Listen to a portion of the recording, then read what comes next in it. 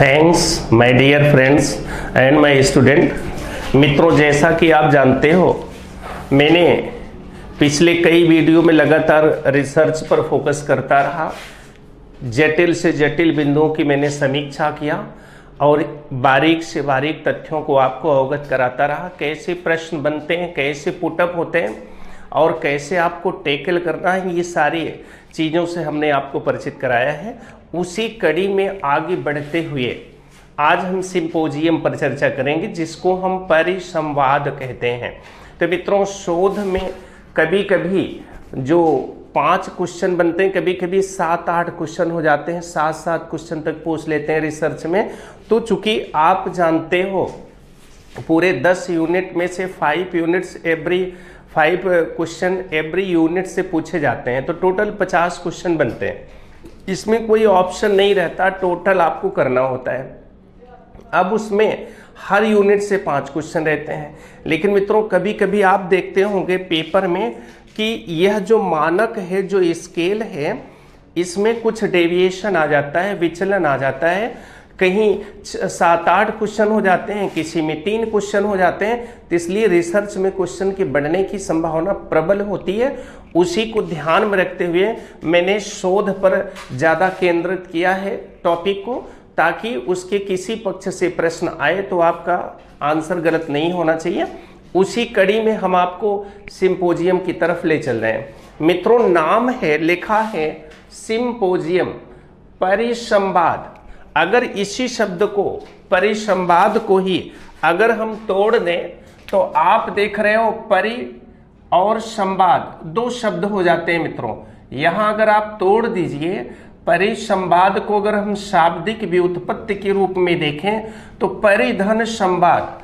परि मतलब होता है चारों ओर, परितः, संवाद माने वाद विवाद।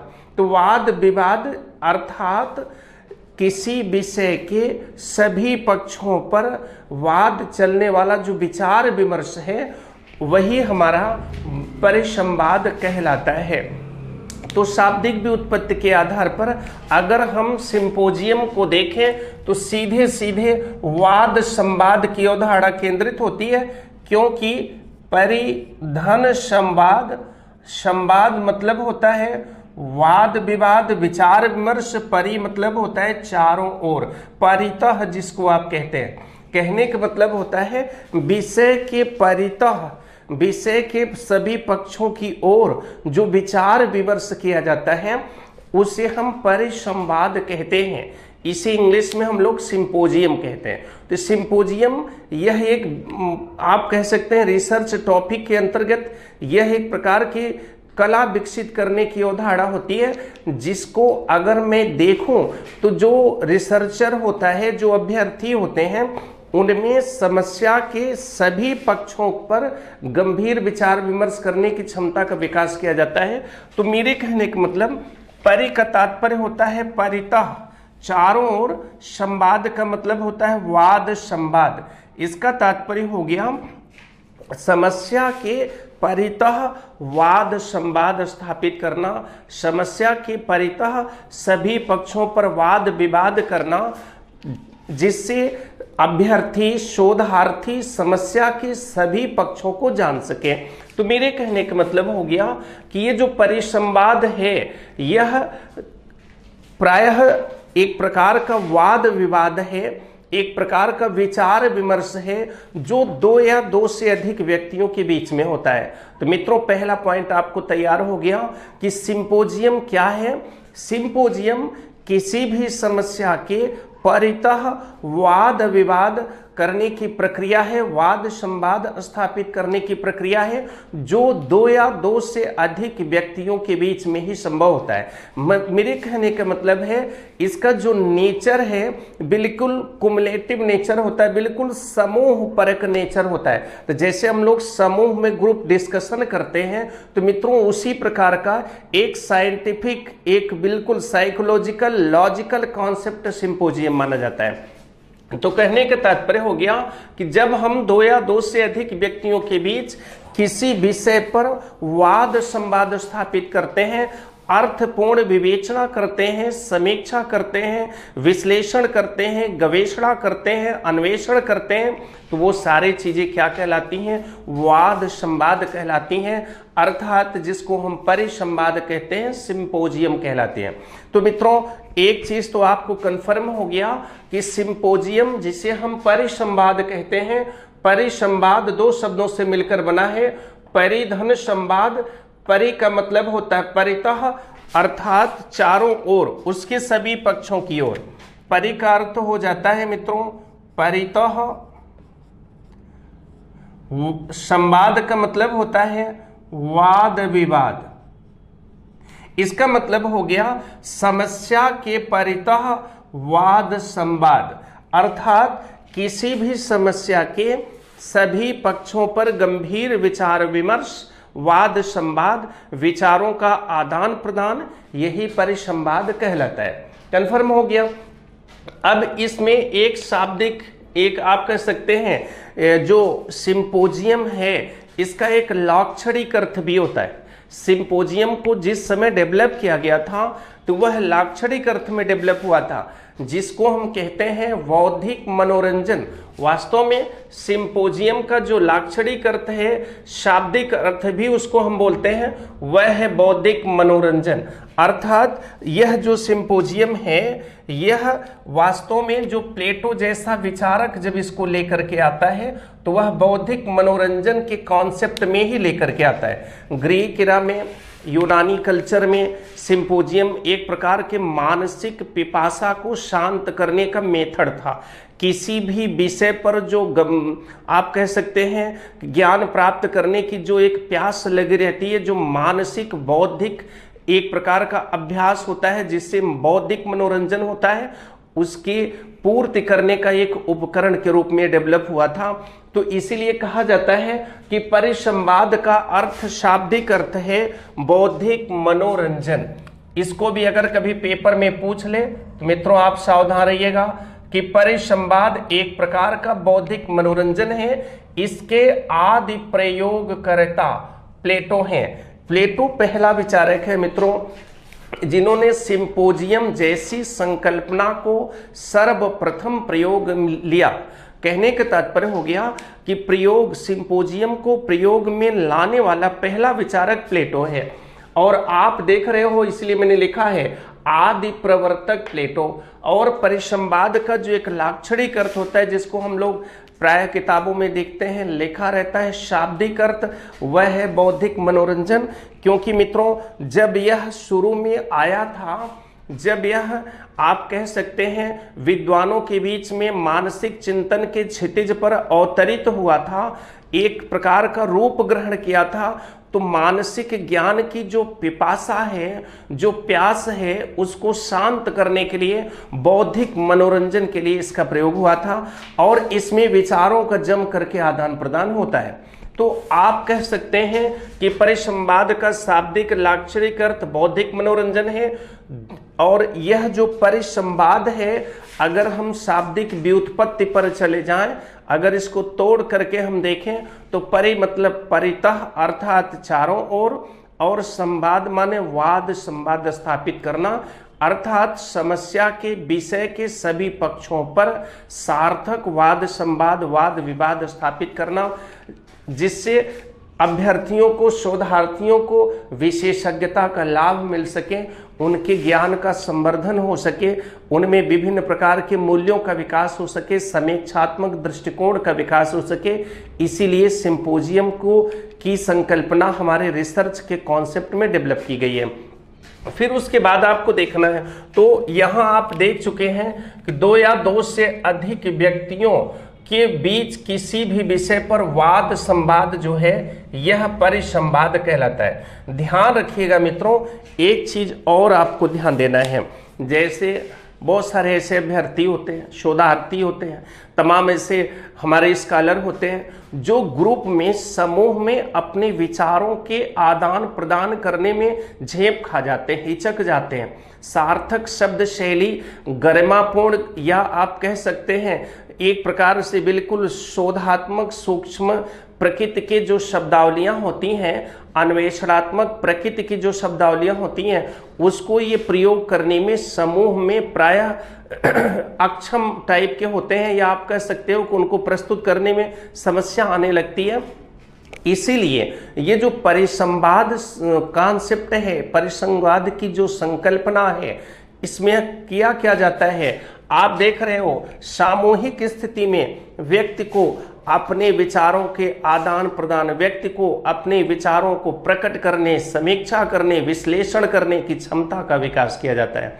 तो जब दो या दो से अधिक व्यक्ति समूह में किसी विषय पर विचार विमर्श करते हैं, बहस करते हैं, विचारों का आदान प्रदान करते हैं, तो जो भी अभ्यर्थी शोधार्थी होते हैं उनका जो अंतःकरण होता है, या आप कह सकते हैं जो इंटरनल टैलेंट होता है, वो एक्सटर्नल स्वरूप प्राप्त कर लेता है। अर्थात वो खुल करके विचारों का आदान प्रदान करते हैं, उनमें भी प्रस्तुतिकरण की क्षमता, समीक्षा की क्षमता, विश्लेषण की क्षमता का सार्थक विकास होता है।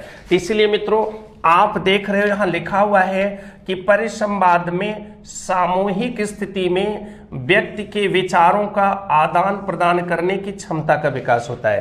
कहने का मतलब हो गया, सिंपोजियम के अंतर्गत व्यक्तियों को समूह की कंडीशन में अपने विचारों के आदान प्रदान की क्षमता के विकास का अवसर मिलता है।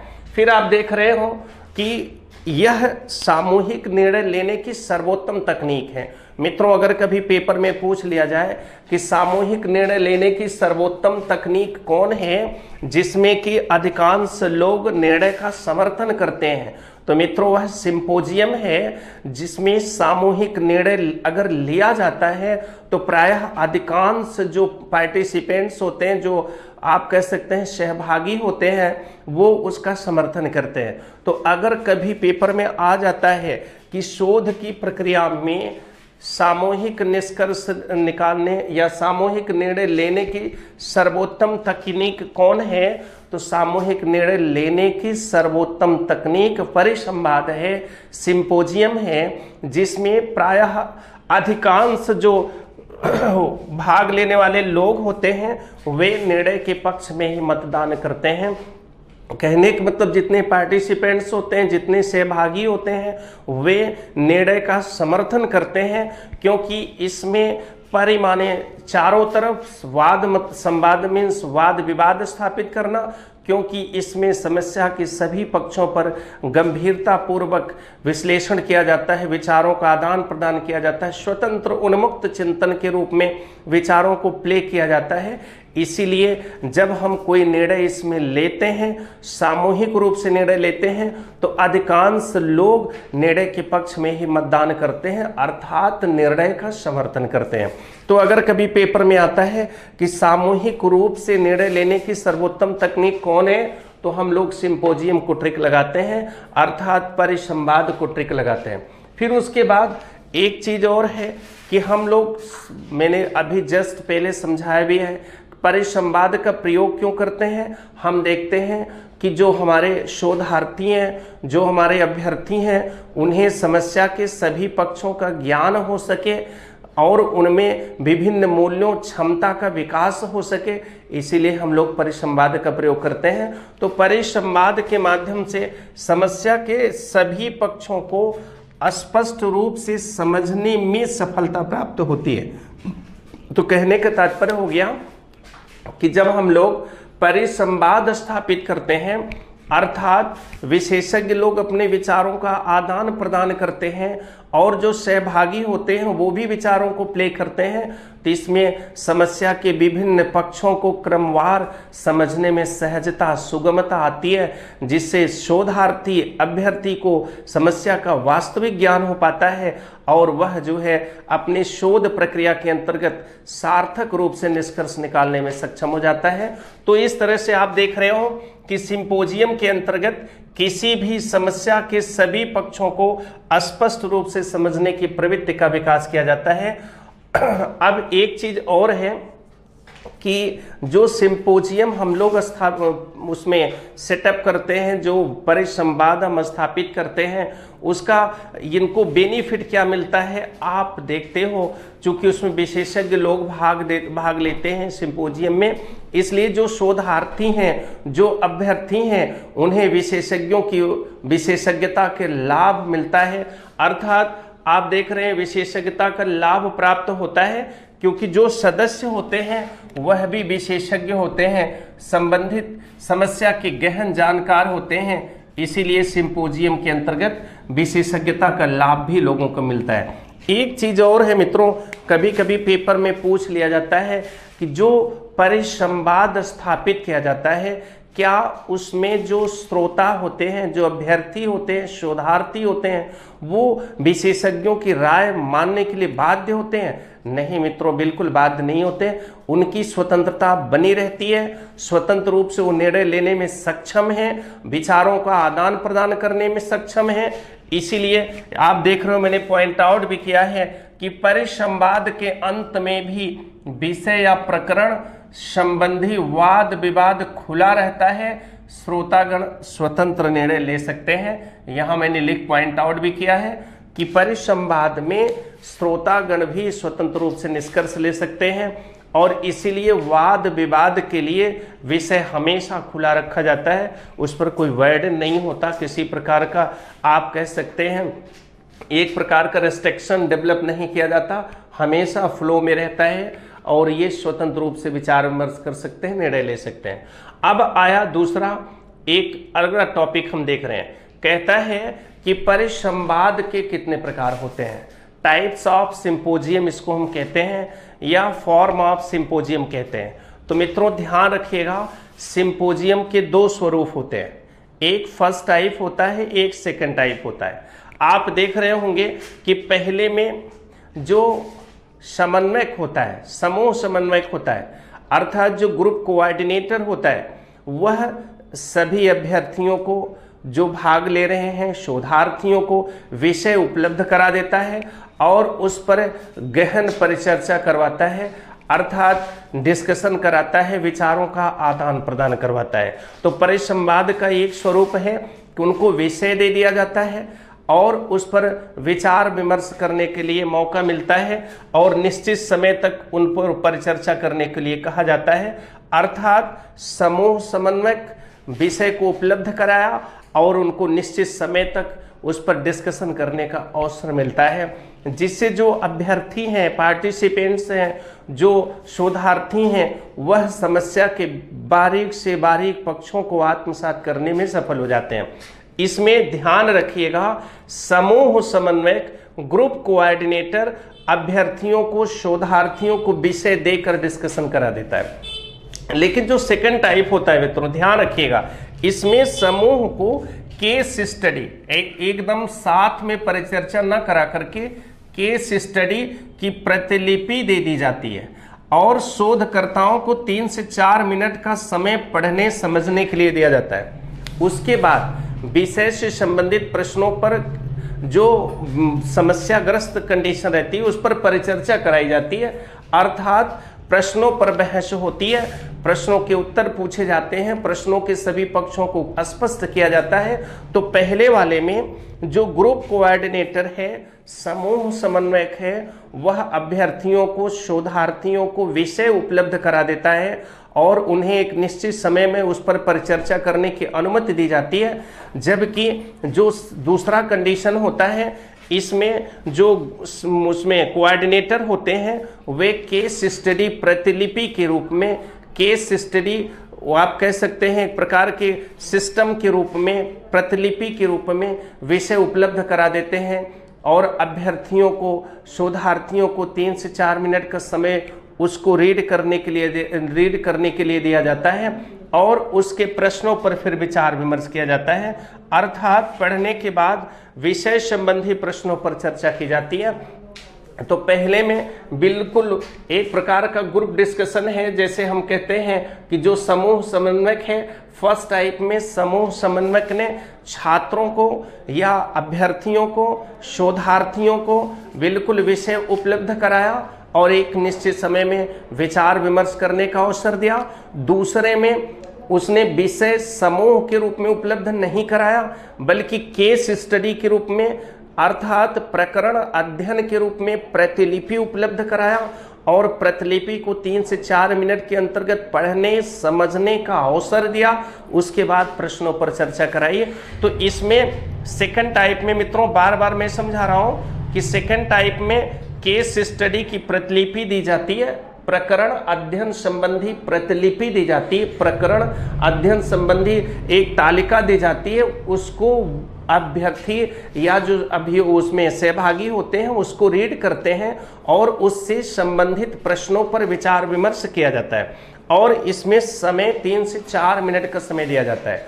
और पहले में समूह समन्वयक जो ग्रुप कोऑर्डिनेटर होता है वह शोधकर्ताओं अभ्यर्थियों को सब्जेक्ट उपलब्ध करा देता है और उस पर उन्हें एक निश्चित समय तक विचार विमर्श करने का अवसर दिया जाता है। तो अगर कभी आपसे पूछ ले कि बताइए उसमें परिसंवाद के अधोलिखित में से कौन से प्रकार हैं, और अगर उसमें दोनों दिया हो कि समूह समन्वयक शोधकर्ताओं को अभ्यर्थियों को विषय उपलब्ध करा देता है और उस पर गहन विचार विमर्श करने का एक निश्चित समय देता है, और दूसरा अगर दिया कि इसमें शोधकर्ताओं या अभ्यर्थियों या सहभागियों को प्रकरण अध्ययन संबंधी प्रतिलिपि उपलब्ध कराई जाती है, केस स्टडी प्रतिलिपि उपलब्ध कराई जाती है और 3 से 4 मिनट का उन्हें समय दिया जाता है, वे उसको बारीकी से अध्ययन करते हैं, समीक्षा करते हैं और संबंधित प्रश्नों पर चर्चा करते हैं।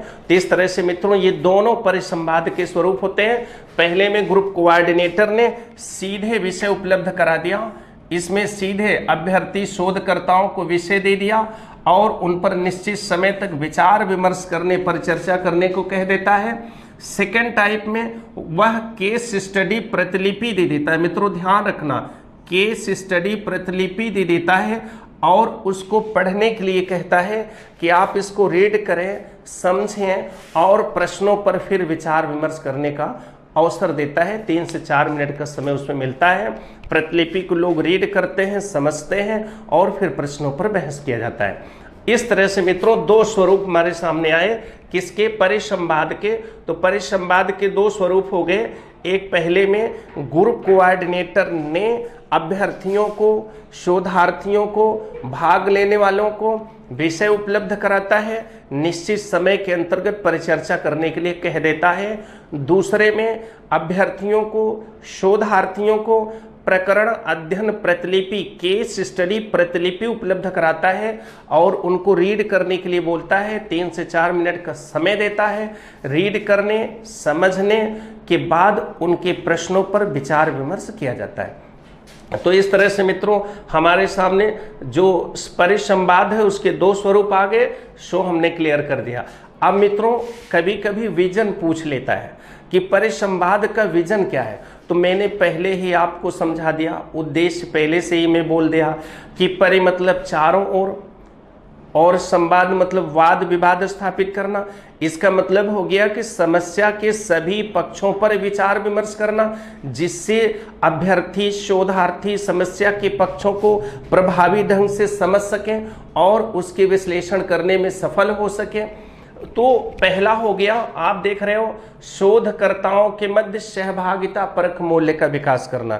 वेरी वेरी इंपॉर्टेंट है मित्रों, ये पेपर में पूछा हुआ प्रश्न है कि किस मूल्य का विकास किया जाता है। तो उसमें दिया है प्रतिस्पर्धा मूल्य का विकास किया जाता है, सहभागिता मूल्य का विकास किया जाता है, फिर कुछ और ऐसे विकल्प में दे देते हैं। तो सहभागिता परक मूल्य का विकास किया जाता है। परिसंवाद में उसमें पूरा अवसर दिया जाता है, परस्पर सहयोग करते हुए विचारों का आदान प्रदान किया जाता है। तो सहभागिता परक मूल्य पर बल दिया जाता है। दूसरा पॉइंट आता है, आप देख रहे हैं कि समस्या के सभी पक्षों पर फोकस किया जाता है। इसलिए जो शोधार्थी होते हैं, अभ्यर्थी होते हैं, जो छात्रगण होते हैं या जो पार्टिसिपेंट्स होते हैं, सहभाग उसमें भाग लेने वाले लोग होते हैं, वो समस्या के सभी पक्षों को अच्छे ढंग से रीड कर लेते हैं, समझ जाते हैं, समझने में सफल हो जाते हैं और उसको पहचान भी लेते हैं, अर्थात समस्या को पहचानने की कला का विकास किया जाता है। तो दूसरा पॉइंट मैंने यहाँ आपको पॉइंट आउट किया था कि विविध पक्षों, समस्या के विविध पक्षों की जानकारी उनको मिलती है, साथ ही पहचानने की कला का विकास भी हो जाता है। अब फिर उसके बाद आपको मैंने जस्ट ऊपर बताया था, चूंकि इसमें जो भाग लेने वाले लोग होते हैं वो विशेषज्ञ भी होते हैं, इससे जो अभ्यर्थी हैं, शोधार्थी हैं, भाग लेने वाले जो अन्य लोग हैं वो भी विशेषज्ञता का लाभ प्राप्त कर लेते हैं। फिर मित्रों मैंने यहाँ पॉइंट आउट किया था विशेषज्ञों के विचारों से अवगत कराना, अर्थात विशेषज्ञता का लाभ लोगों तक उपलब्ध कराना। फिर उसके बाद आप देख रहे हो जो हमारा शोधकर्ता है, जो हमारे अभ्यर्थी हैं, इनमें मूल्यांकन की क्षमता का विकास कर दिया जाए। क्या उचित है, क्या अनुचित है, कितनी गहराई तक वो जा सकते हैं, कहने का मतलब मानसिक चिंतन के क्षितिज पर वो किस स्वरूप में समीक्षा कर सकते हैं, गवेषणा कर सकते हैं, अन्वेषण कर सकते हैं, इसके लिए उनके मूल्यांकन की क्षमता का विकास किया जाता है। तो फिर आप देख रहे हो कि शोधकर्ताओं में मूल्यांकन संबंधी योग्यता का विकास करना, श्रोताओं जो भाग लेने वाले हैं, शोधार्थियों को स्वतंत्र निर्णय लेने का अवसर प्रदान करना। इसमें मित्रों किसी प्रकार का दबाव नहीं रहता। आप कह सकते हैं किसी भी टॉपिक पर निर्णय लेने के लिए कोई ओवर प्रेशर नहीं होता, किसी प्रकार का दबाव नहीं रहता, इसलिए वो स्वतंत्र रूप से निर्णय लेने में सक्षम होते हैं। तो इसमें श्रोताओं को, जो भाग लेने वाले लोग हैं, और शोधार्थियों को स्वतंत्र निर्णय लेने का अवसर प्रदान किया जाता है, किसी प्रकार का कोई दबाव नहीं रहता। साथ साथ आप देख रहे हो मित्रों कि जो एक क्रीम चीज है, समायोजन की क्षमता, आप देख रहे हो सहयोग की क्षमता, सहनशीलता की क्षमता, विश्लेषण की क्षमता, समीक्षा की क्षमता, अन्वेषण की क्षमता, तार्किकता की क्षमता, इन सारी चीज़ों का विकास का एक अवसर उपलब्ध होता है। तो इस तरह से मित्रों आपने सिंपोजियम को बारीकी से समझा है, ध्यान रखिएगा। इसी उद्देश्य में विशेषता भी निहित रहती है, और वो कभी कभी विशेषता से प्रश्न पूछ लेते हैं या उद्देश्य से प्रश्न पूछ लेते हैं। अगर आप उद्देश्य को बारीकी से समझ रहे हैं तो विशेषता से आए हुए प्रश्नों को आप विधिवत समझ सकते हैं। तो फिर एक बार हम आपको रिवीजन करवा दे रहे हैं ताकि समझने में कोई दिक्कत ना हो। मित्रों कभी कभी परिसंवाद से एक प्रश्न बनता है, या तो प्रश्न पूछ लेगा कि परिसंवाद का शाब्दिक अर्थ है या परिसंवाद का लाक्षणिक अर्थ है, तो उसमें आपको तमाम विकल्प दे सकता है जिसमें आपको बौद्धिक मनोरंजन पर ट्रिक लगाना है। दूसरी चीज आपको दे सकता है इसके आदि प्रयोगकर्ता कौन है, तो सिंपोजियम शब्द का प्रयोग, सिंपोजियम जैसी अवधारणा का प्रयोग प्रायः यूनानी कल्चर में है, ग्रीक में है, जिसमें आप देख रहे हैं प्लेटो जैसा विचारक उसका आदि प्रवर्तक है। तीसरी बात मित्रों, यह जो सिंपोजियम है एक व्यक्ति से दूसरे व्यक्ति के बीच में नहीं बल्कि दो या दो से अधिक व्यक्तियों के बीच में समूह की कंडीशन में विचारों के आदान प्रदान करने में, विचारों को प्रकट करने की कला का विकास करने में, समस्या के गहन पक्षों को सहज सुगम रूप में ज्ञान प्राप्त करने में यह एक दक्ष बना देती है। अर्थात यह दो या दो से अधिक व्यक्तियों के बीच किसी भी विषय पर वाद संवाद स्थापित कर देती है, अर्थात विषय के सभी पक्षों पर विचारों का, आप कह सकते हैं कि विचारों की गहराई से समीक्षा हो जाती है, इसलिए यह परिसंवाद की श्रेणी में आता है। फिर उसके बाद आप देख रहे हो कि सामूहिक स्थिति में प्रायः लोग विचारों के आदान प्रदान, विचारों के प्रकटीकरण में प्रायः झेप खा जाते हैं, समस्या आ जाती है, फ्लो नहीं बन पाता और एक प्रकार का आप कह सकते हैं कॉन्फिडेंस नहीं आता। लेकिन परिसंवाद में व्यक्ति के जो आंतरिक प्रतिभा है उसको बहिर्मुखी बना दिया जाता है, अर्थात जो इंटरनल टैलेंट है वो एक्सटर्नल में बदल जाता है और समूह में लोग जो प्रतिभागी हैं, अभ्यर्थी हैं, विचारों के प्रकट करने, आदान प्रदान में बिल्कुल दक्ष हो जाते हैं। फिर उसके बाद आप देख रहे हो कि यह सामूहिक निर्णय लेने की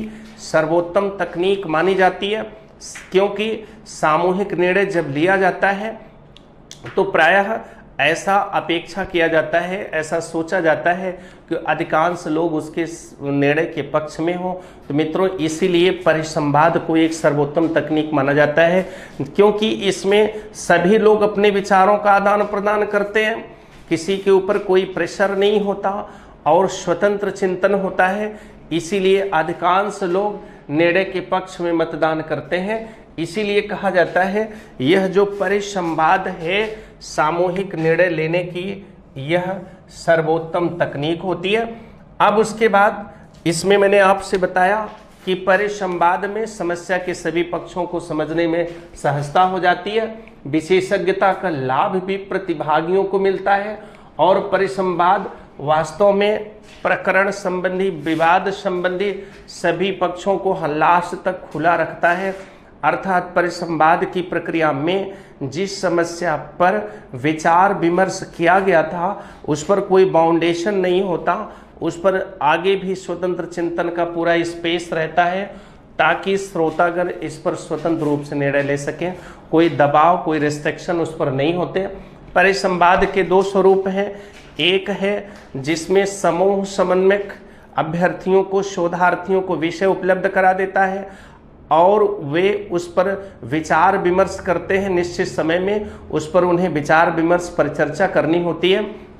दूसरा जो स्वरूप होता है उसमें समूह समन्वयक सीधे ग्रुप में सीधे डिस्कशन नहीं कराता, बल्कि प्रकरण अध्ययन प्रतिलिपि उपलब्ध करा देता है। 3 से 4 मिनट का समय देता है, सभी उसको रीड करते हैं। रीड करने के बाद प्रश्नों पर गंभीर चर्चा होती है, समीक्षा की जाती है। फिर उसके बाद आप विजन में देख रहे हैं कि सहभागिता के मूल्यों का विकास करना और समस्या के विविध पक्षों को समझने में सहूलियत पैदा करना, या आप कह सकते हैं समस्या के जटिलतम दुरूह पक्षों का सरल सुगम रूप में ज्ञान कराना। फिर उसके बाद विशेषज्ञों के विचार से अवगत कराना। फिर शोधकर्ता में मूल्यांकन की क्षमता का विकास करना। फिर उसके बाद आप देख रहे हैं समायोजन, सहनशीलता और बौद्धिक विश्लेषण की क्षमता का विकास करना। इस प्रकार मित्रों, आज के टॉपिक में मैंने परिसंवाद को बिल्कुल क्लियर किया है और इससे एक प्रश्न बन सकता है, या तो इसके कॉन्सेप्ट से प्रश्न आएंगे, या स्वरूप से प्रश्न आएंगे, या विजन से प्रश्न आते हैं। और विजन में ही मित्रों विशेषता भी निहित है। इसी को थोड़ी सी लैंग्वेज बदल दें तो ये उसके जो आप कह सकते हैं कैरेक्टरिस्टिक्स के अंतर्गत आ जाते हैं, फीचर्स के अंतर्गत आ जाते हैं। तो इस तरह से मित्रों आज के टॉपिक में मुझे पूरा विश्वास है कि आप परिसंवाद को समझने में सफल हुए होंगे। जहाँ कहीं दिक्कत हो नो डाउट आप फ्री होकर के मैसेज करिएगा, आगे हम एक्सप्लेन करेंगे। तब तक के लिए आपको धन्यवाद। Best of luck.